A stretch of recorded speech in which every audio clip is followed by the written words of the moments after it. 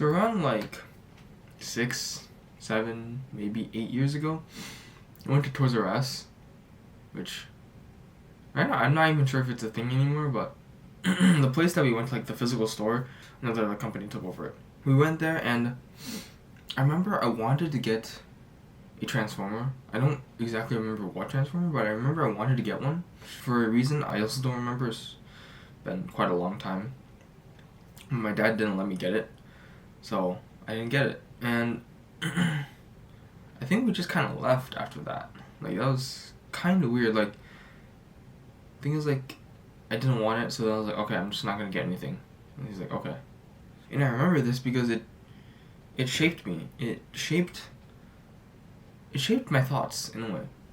And certainly in, like, the present right now, it still shapes my behavior. Like, I am still hesitant to ask her things. In middle school to, like, high school, I was very hesitant to, like, ask for something that I wanted, you know. I really wanted this video game, but I was hesitant because I didn't trust them, in a way. And of course, there's also the rejection part, where I was afraid of being rejected. You know, like, I want this, and it's like, no. And that certainly influenced me, and when I ask for help. Not only when I ask for, like, physical things, but, like, when I need help, I'm hesitant to ask people for help. Because it's basically the same thing. I'm asking someone to get something for me. You know, I'm asking them to help me. But I've certainly gotten better at asking people for things. Although, I'm not sure how much better. Because, like, there are times when I ask my parents for money. Honestly, no. I don't even ask my parents for money. It's more like, it's very indirect. My dad would, like, ask me, like, how much money is in my bank account. And I'll tell him. We want to keep, like, a minimum fund, right, so for, like, backups. And so, basically how I tell him that I want money is, like, I use enough money to dip below that backup range. It's very indirect, and it's very strange. It's like, I don't ask him in person. I don't ask him, can I get some more money? Of course, when he asks me, do you want some more money, I will say, sure. The point is, I don't go up and ask him. At least for me, it's humiliating in a sense. Like, it's really humiliating to ask for money. There's a fear in the back of my mind which is, like, telling me he's gonna say no because of what he's done in the past. Certainly. But what has helped me is that, at least for me, I'm someone who likes to help other people. You know, I like the satisfaction knowing that I helped this person. And I think that most people like that as well. You know, like, most people like the feeling that they've helped someone, that they've improved someone's life. And when you think about it like that, when you think that every person that you meet wants to help you, or if they could help you, they would. If you think about it like that, it's much easier to ask for help, because instead of thinking that they will reject you, if you think that they want to help you, if they can, that's basically an automatic yes. Unless they have circumstances that don't allow them to. I mean, personally, this feeling is incredible. Like, at least for me, I've always wanted to be relied on. I've always wanted to be, like, the rock. Not, like, the rock, like Dwayne Johnson, but, like, a rock for other people. Like, a base that people can, like, fall back to. Something that they can count on. Something to be there for them. And when I help someone, it's, like, it really just, like, it really just gives me that feeling of being their rock. Of helping them in some way. And whether or not someone feels like this, I think that whether or not someone has this desire, just helping someone, it brings joy to you. Like, helping someone with their issues, and then when you solve the issue together, it's amazing. And when you think about it like that, when you think about that as the outcome, when you ask someone for help and they help you, it's a lot easier to ask for help. Of course, there's the sort of, you must ignore your feelings to do certain things. And sometimes you do. Your feelings tell you some things that are completely incorrect. Like, your mind can, like, at least me, my mind can, like, make up, like, entire scenarios about, like, oh, this person's gonna say this, and then say this, and I'm gonna say this, and this is gonna be the scenario, up until the last bastion, which is a huge pile of rejection. But it doesn't work out like that. In fact, it rarely does. It's like, it's a fantasy. And It's derived from this feeling of fear, this anxiety, this fear in me, which produces this cascade of thoughts, which aren't even true. It's not even true. And from this, is like, there are a lot of things that you are afraid to do. Right? Jumping off a building, that's something that you're afraid to do, and you probably shouldn't do it. All right, that's good use. Facing particular fears, facing your fear of rejection. You're still afraid, of course. Like, all of us are pretty much afraid of rejection. But that doesn't mean you should ignore it. Rather, you should go towards it. You should face it. So there's some things that you fear that you should push on, regardless of that fear. And another feeling is pride. At least for me, I don't have that much experience with like pride of asking other people for help, but I can certainly see why. Being too proud to ask for help. Like, I am so good, I don't need you. No, I've definitely had a couple times. I'm just being stupid and being prideful because I never have that. Yeah, I never have that. But no, I certainly have. Pride is stupid. Pride is also useful in a way, but more than often it leads to pretty stupid decisions. And a question that I think about is, if this like matter or like concern didn't matter to your pride, would you still ask for help? Would you still reach out for help?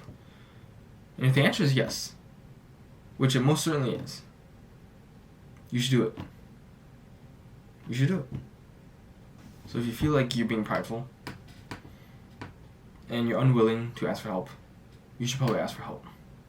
And then from these feelings, we have thoughts. Right? We have all these thoughts, mostly about what the other person's going to think about us. They're going to think you're blank. They're going to think I'm stupid. They're going to think I'm an idiot. They're going to think that I'm useless. As I've already said, most people are more than willing to help you if they have the time, the resources, the whatever. If they don't have like things that are in their way, most people are willing to help you. Unless you ask them for like a blowjob. It's like, seriously? I'm not going to help you with that. Like, just suck yourself off. Okay? But it's this social pressure, this anxiety that you get that I think mostly stops you from asking for help. Right? It's like, if I ask the teacher a question, a clarifying question, in almost all my classes, only the girls do this, and which is they preface their questions with, "This may be a stupid question," and then they ask the question. Right? It's very interesting because they're sort of barricading themselves in the case that she thinks that people don't think that she knows she's stupid. Or at least I believe this phrase is used to sort of broadcast to the world that I know I'm looking stupid right now. On the surface level, it doesn't seem like there's anything wrong with that, right? Like, I'm telling everyone that I don't look stupid, or I know this looks stupid.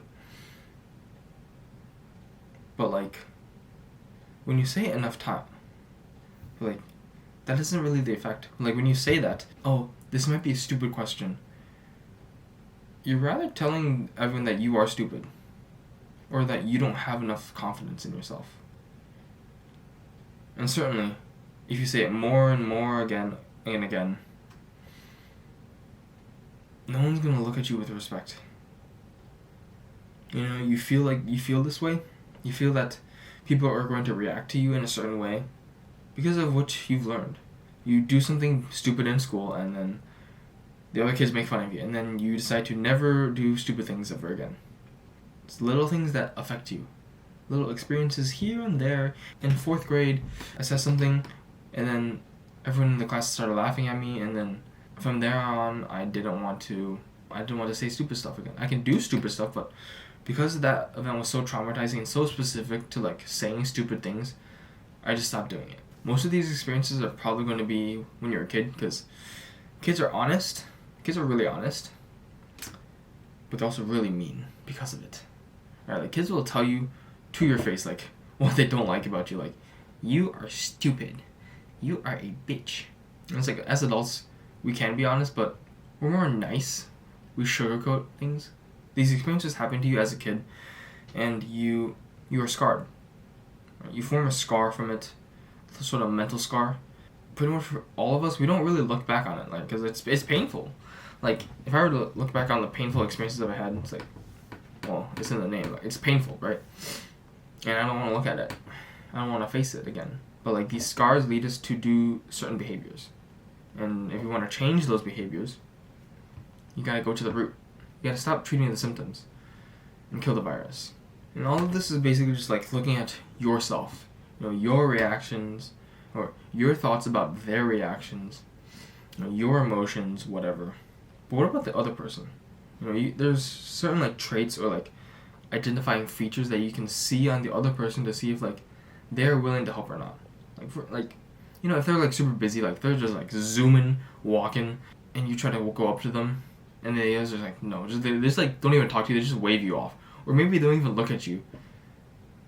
That's probably not the best person to ask for help, because I'm assuming they're really busy, and they're a straight line. They're like, the barriers are down. I'm only looking straight ahead. I don't care about anything besides that. I think it's pretty obvious. Like, there's pretty obvious cues, but I can't exactly tell you all of these things without you experiencing them. Because I can tell you all of these things, just like, you can just like list, I can just list off like all like traits and whatever. And then you can like see all of these in like other people, but like, it doesn't mean that they aren't interested in helping you. Because like, a person is not just like separate parts. A person is holistic. They may display certain traits, certain characteristics, but they may be willing to help. It's really up to your own discretion, which is not exactly what you want really, right? Because you just want to be told what to do. Like, I want to be told how do I do this to ask for what I want. But it's not that simple. But the basic premise is like, just don't ask people who are going to be uncomfortable with your request. Right? Like, simple. Right? Done. And so now that you know all this, you want to start off small. What you can easily do is when you meet a new person, ask them for a favor. Or just ask them, hey, what's your name? And then they ask you for your name, hopefully. And then you say your name, and then, hey, could you do me a favor real quick? You just ask them for like a small thing. Just a small thing. And this is a psychological trick that will make them feel like you are friends with them. You're closer to them. You're more intimate with them. Because really, it's friends that ask you to do favors, right? And so when you do this, no matter how small the favor is, one, they'll feel like a sort of debt to you. Two, they'll feel more kinship to you. You can certainly think about it in your life. Like, have you met someone who has asked you a favor? And like, what were your thoughts? What were your feelings? I'd say that for the majority of people, it's like, damn, I feel important. And I feel like I can ask them or him, I can ask him for a favor as well. I feel like we're close now. And it's because they asked you for a favor first that led to this kinship, that led to this closeness. And therefore, because you have like a better friendship, you have more rapport, you can ask for more. As you become closer and closer, as you become better and better friends, you can ask for more favors, or like not really more favors, but like more complicated favors, or like more demanding favors, blowjob. No. You both trust each other more, and therefore you can ask for more. And I think this is certainly why there are like friends who will literally drop what they're doing right now and go help a friend. Like, at least for me, I've certainly experienced that, and it was kind of amazing. It was kind of, at least I was in a tough spot, I guess, and my friend just kind of just dropped everything and just came, and we talked. Like, wow. Like, that's a friend. That's a brother. That's it. How to ask for things. It's not just ask, because like, we all know that just ask doesn't do much. Like, oh, just ask. No. It doesn't work like that.